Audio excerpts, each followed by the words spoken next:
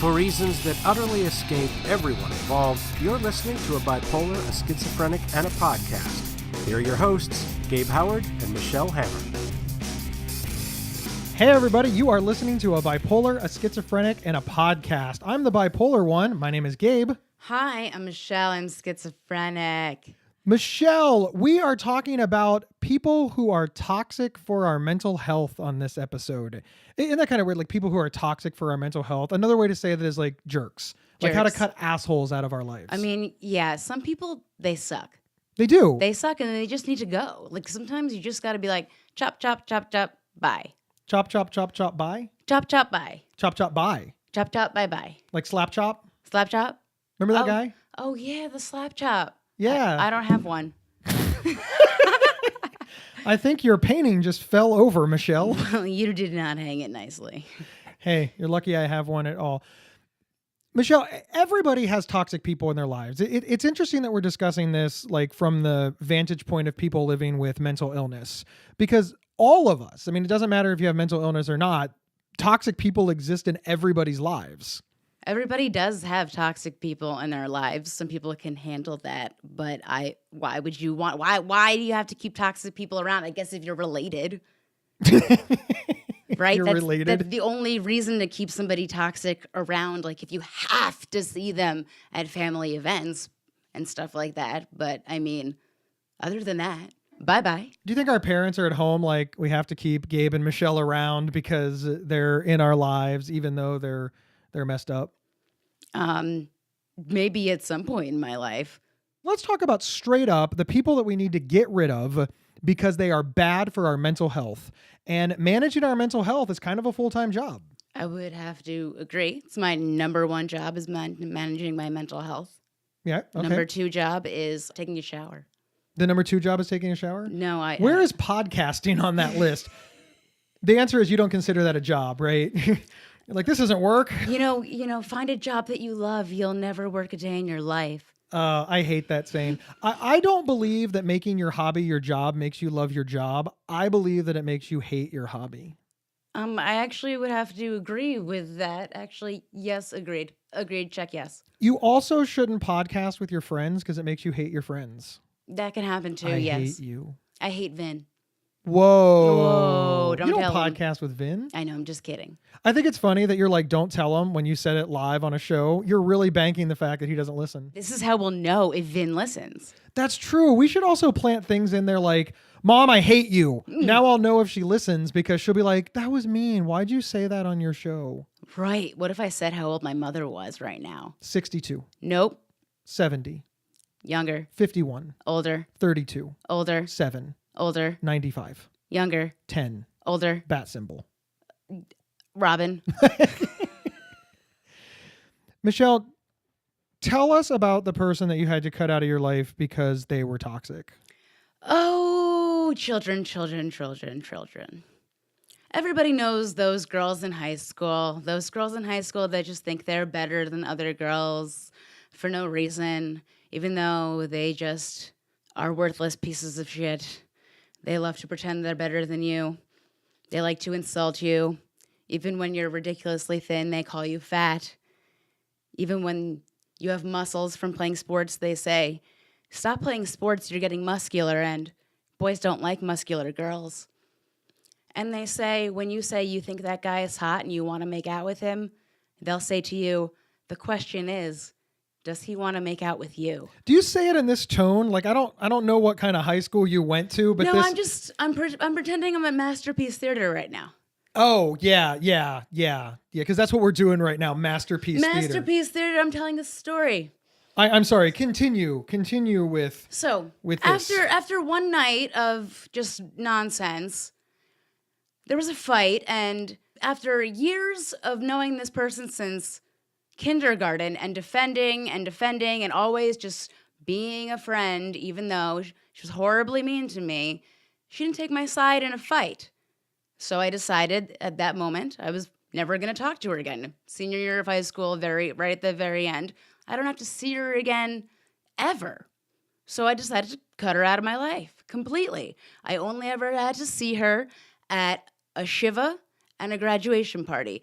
But about Okay, a year hang on, ago, hang on, I get hang an on, email. No. You're What? you're glossing over some stuff here. What? You just this was like you're just like, oh, I knew her since kindergarten. Like that was nothing. I mean, you just kind of like in one sentence skipped over like what 10 years of friendship. You knew this person for a long time. Right. We went to Hebrew school together. Right. We went to elementary school, middle school, high school. We went to each other's bat mitzvahs. We knew each other for a long time, but throughout all this whole time, You got boobs she was together. I mean, these are and some... she would constantly, tell us how her boobs were, better than ours, that she looked like a model and we did not, and just insult us and just insult us and insult us. But we would always go back and be her friend because You just assumed that you'd was just grow the out thing. of it, right? Yeah, you just kind of yeah. figured like stasis would be But it reached. just came to a head where after years of defending her to everybody, being like, she's not that bad, just whatever, it's okay. She didn't take my side in a fight. So you felt like she was disloyal. So she after how many years of loyalty, she didn't take my side. But on top of And it, she bullied you. she bullied me like for crazy. many years. Many years, telling me that I was very short, I needed to lose weight, I should stop playing lacrosse because it made me too muscular, because boys don't like that, she said.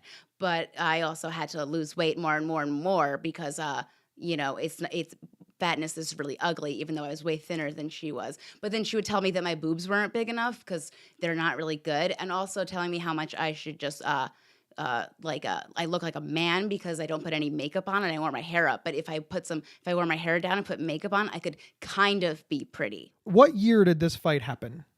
2006. Okay, so you got in a fight in 2006, and then 10 years later, 2016, yes, in she sends you a Facebook 2016, message. I get a Facebook message. All right, and the Facebook message says, "Hey, Michelle. I wanted to share with you that I'm so proud of your transformation and what you've done with the mental health issues. It's a huge issue in America, not just New York City, and something I've dealt with my entire life. I realize your bullying of me when we were kids might have been less personal for me and more about you taking out your anger and dealing with what you were going through. But I have had anxiety since I was 10 and found solace in therapy and medicine. It's been a hard battle to convince people of what goes on in my mind because they can't see it. I had a boyfriend years ago who didn't understand why I take medication. He kept saying, 'You're fine.' Little did he know the medication is what was keeping me fine. Had I had diabetes or something more visible, he blah, blah, blah." You get my point? I think the thing that we can agree that mental illness is not taken seriously in America and is a big problem everywhere and outside of New York City. So, okay, yes, so I'm yes. kind of guessing that this is not the part that is upsetting you. Yes. It's the part where she says you bullied her. Yes. And she didn't acknowledge that she bullied you. Yes. Is it possible that she's being sincere, or do you just think she's dense? She's insane. She's absolutely insane, psychotic. Okay, she's Okay. not insane or psychotic, the thing is, Michelle. I understand. I have a mental illness. I guess she has anxiety, but she has something else if she thinks that was the situation. You're saying you think she's schizophrenic? Beyond something even more beyond, I don't even know. She's on Mars because if she believes that's what the situation was, she lives on planet Mars or something further away in the galaxy. Because you never bullied her. Maybe in retorts to, you would be pretty if you put some makeup on, I would say, shut the fuck up. Is it possible that she was trying to help you? And I know telling somebody to put on makeup is not helpful, but is there a world in which she was... Because, I mean, no, because it was like, well, if you put makeup on also, you would look like less like a lesbian because, if you dress different and you put makeup on, you look less like a lesbian. Like, you do look like a lesbian. Yeah, you should have really, not looked like that. Like, yeah, my mom, she's a doctor and she said you're a lesbian. Even though her mother wasn't a doctor, it was a physician's assistant, which I understand is a good profession, but still not a doctor. I think that it's interesting that in your rant, you took time to acknowledge that anything in the medical field is good. Like, I can't help but because I know it's a really hard job too, and I have to acknowledge that, and I know that I could not be a PA because I'm not intelligent or driven enough. But it's the driven. You are definitely intelligent enough. You're still lying about the profession. If it was if it was the same as a doctor, you wouldn't be lying about the position, would you? Would you also lie and say you live in a different area code to make yourself look more rich? Yes, she did that too. Case in point, I cut her out of my life and I've never been happier. Really? At 18 years old, when you cut her out of your life, you didn't go to a psychiatric facility several times. You didn't get almost kicked off the lacrosse team. You didn't think that your mother was trying to kill you and then thought that your roommate was trying to kill you. So really, the core component and crux of all your problems was this woman. Fuck up. Do you think maybe you're seeing this incorrectly? I'm not saying this woman is not a problem. I'm not saying that she wasn't rude, but you've really built this up in your head to your life would be perfect if this one person, when you were a child, didn't piss you off. It just gives me such pleasure to not be friends with her, to not have attended her wedding, to not be there when she gets divorced. So you're already wishing a divorce on her? I don't wish a divorce on her. I'm just, saying the inevitable. The inevitable? You know what I'm trying to say. That word. That word. That inevitable. Inevitable. I like how I make fun of you for minutes.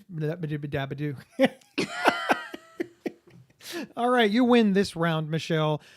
But listen, you needed to let it go. And it sounds like, be honest. Well, I'll tell you, I did not even respond to that. But you're still mad about it. Like, when are you going to let her stop living rent-free in your head? Well, sometimes, I'll see her in my Instagram feed. What? You can control that. No, but it's like other people from high school. One person from high school. One person from high school will put her in her Instagram feed. Ugh. Okay.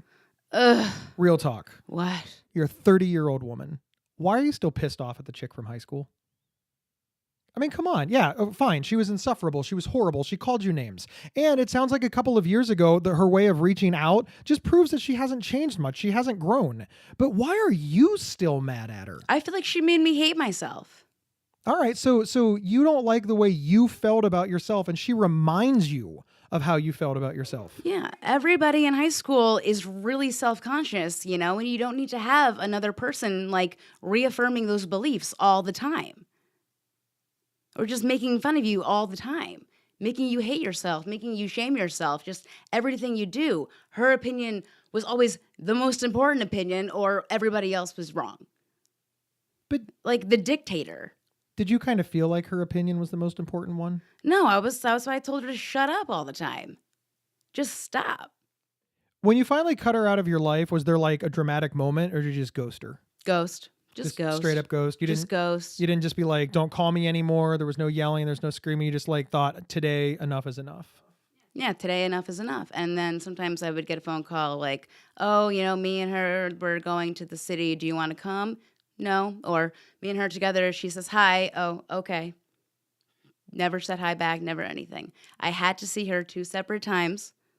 I was nice. I didn't actually, after I graduated college, I think she was asking, oh, did you get any internships? I said, yeah, I got 2 internships this summer. And her first question after that, not what were they? It was, are you getting paid? Were you? Not answering that question. Regardless, not where are your internships? I want you to know that every time are you say getting regardless, paid? I'm taking a drink of Diet Coke. Suck my dick. All right, it's my turn to lay on the couch, and it's your turn to be therapist. Got it? Hang on, Gabe. We got to pay the bills. Here's our sponsor.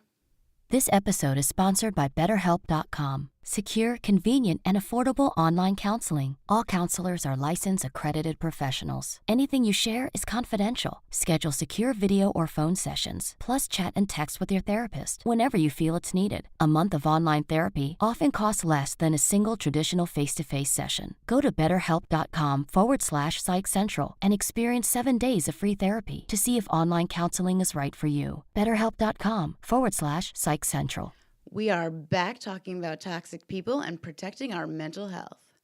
All right, you ready? Yes. Okay, so because we're not going to solve your problem from high school when my problem from high school is still lingering. Fine. You're going to find this hard to believe, so don't make fun of me. Mm-hmm. I was bullied a lot in high school. Really? Yeah. Now, don't be mean to me. You're just that lady from the other story, except in my story. I didn't do well. I didn't do well in high school. And I mean, I did have untreated bipolar disorder. I didn't get along with my family. They tried to punish bipolar disorder out of me. I didn't have a lot of friends. I was fat. I had horrible acne, and I did not play sports. I was a classic underachiever, and my favorite hobby was computers. I loved computers in the 80s and 90s. So That's yeah. awesome.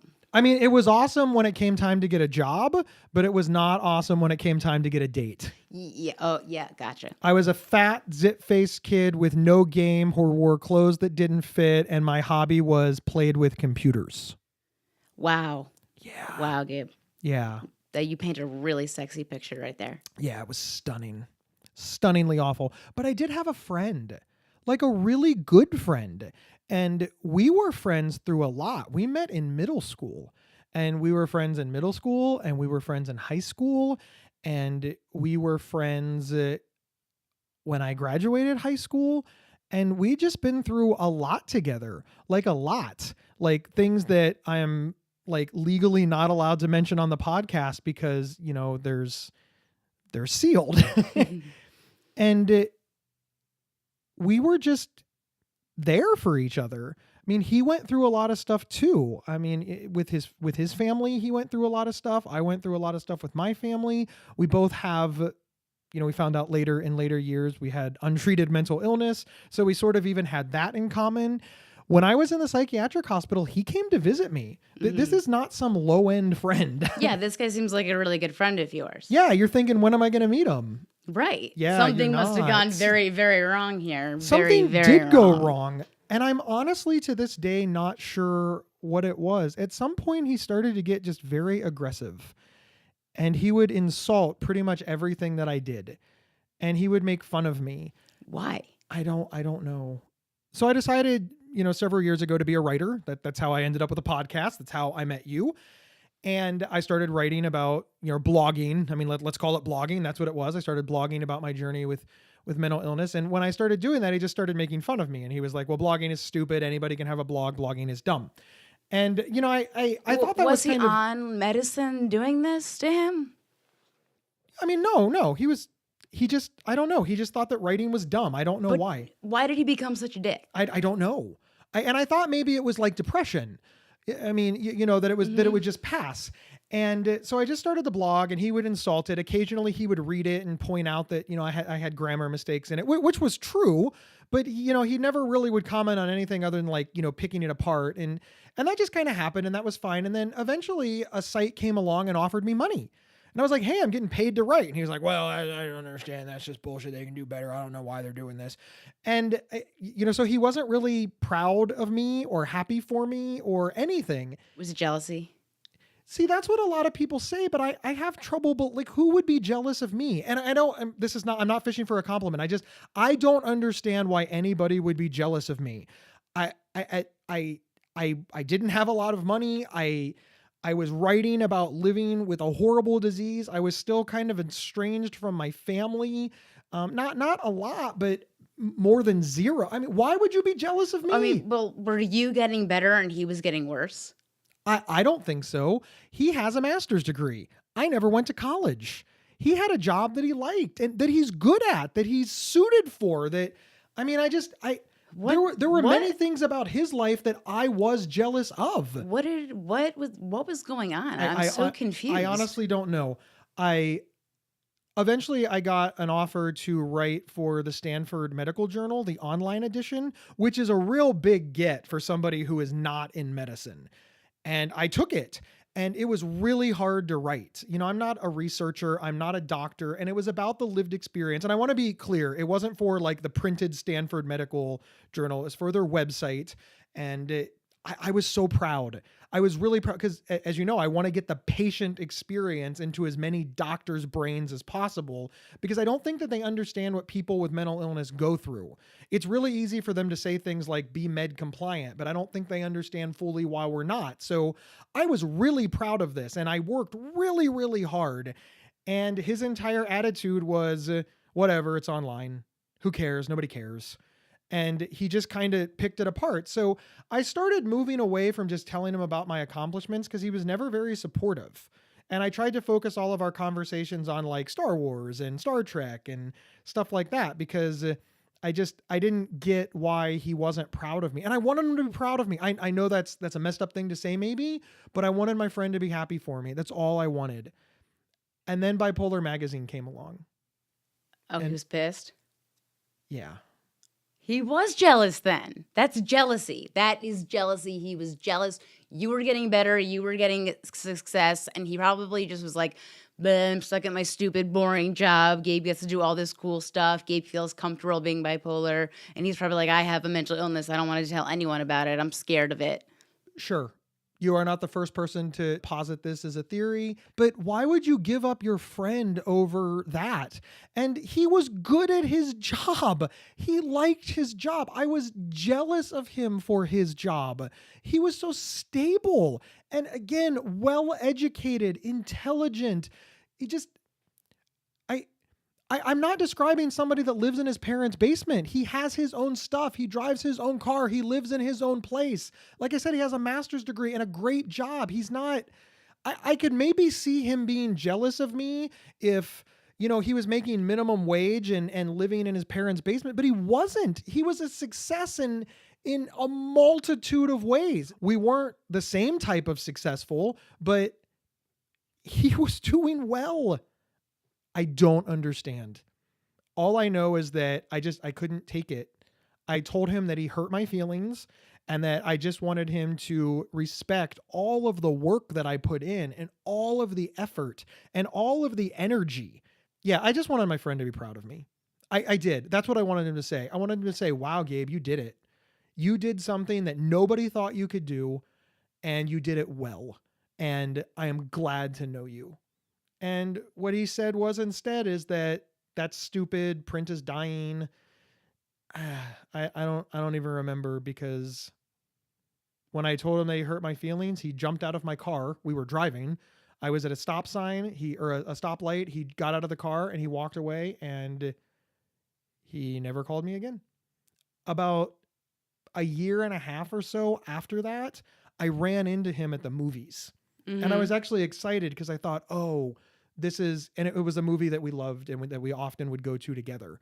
And I said, hey, how are you? And he said, hi. And I tried to talk to him, and wow, kind of walked away. And that hurt my feelings all over again. I don't think he was okay in his head. Hey, I said the same thing about your friend. Maybe she wasn't okay in her head. Maybe she regrets this friendship. Maybe all of these people are messed up in their own right, and they're the villains in our story, but maybe they're the hero in somebody else's. I don't know. All I know is that I don't have my friend anymore. And I think that sucks.